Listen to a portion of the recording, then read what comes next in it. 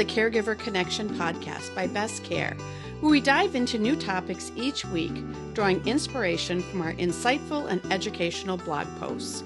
We're committed to providing valuable information that impacts both home care clients and caregivers. Without further ado, let's jump into this week's episode. Home care for sensory impairment. Taking care of an aging family member with sensory impairment can be challenging. Still, by using a compassionate and intentional approach, you can create a safe and supportive environment and keep their quality of life high. What is sensory impairment? Sensory impairment comes in different forms, such as hearing, vision, or sensory disability associated with autism. Sensory impairment is a condition that affects many people, including seniors. In fact, nearly 2/3 of seniors in the United States live with 2 or more sensory deficiencies.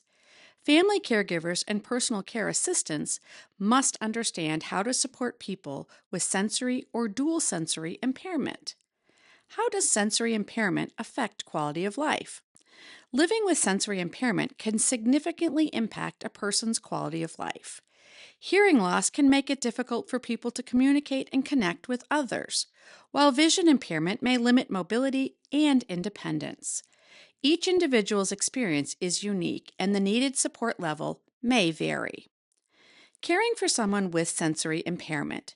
To create a safe environment for your loved one with sensory impairment, take care of their surroundings. For example, if your loved one has a visual impairment, ensure their living space is free of potential tripping hazards.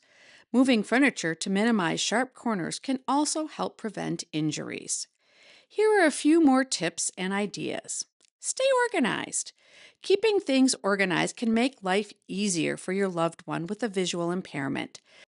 Set designated spots for essential items like eyeglasses or hearing aids and keep them within reach. This simple step adds routine and gives your loved one a sense of control. Use colors. You can also use colors to help your care recipient find things more easily. Adding bright tape or using colorful change for keys, remote controllers, and phones can make a big difference in locating these frequently used items. Increase screen size. Depending on their level of visual impairment, set up all their electronic devices with enlarged text or a screen reader. Speak with intention. If your loved one has a hearing impairment, try to speak loudly, clearly, and steadily, and keep your mouth visible to them when you're talking. Avoid shouting, as it can be overwhelming or patronizing. Remember, your loved one may need you to rephrase or repeat things, so be patient and understanding. Use caution. Be careful when approaching individuals with sensory impairments. To avoid startling them, come slowly and touch them lightly on the shoulder so they know you're there. Maintain positivity and patience. Patience is vital when caring for someone with sensory impairment. Their frustration levels might be higher as they deal with the limitations of their disability, so as a caregiver, it's essential to maintain a positive attitude.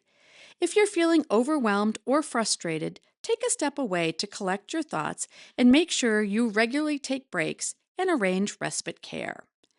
Caring for a loved one with sensory impairment requires empathy, patience, and a willingness to adapt.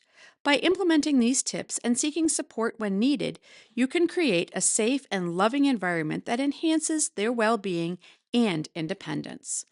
At Best Care, we understand the challenges of caring for individuals with sensory impairments.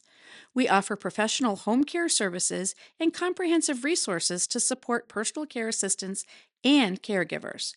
If you have any questions or need assistance with family caregiving, we're here to help.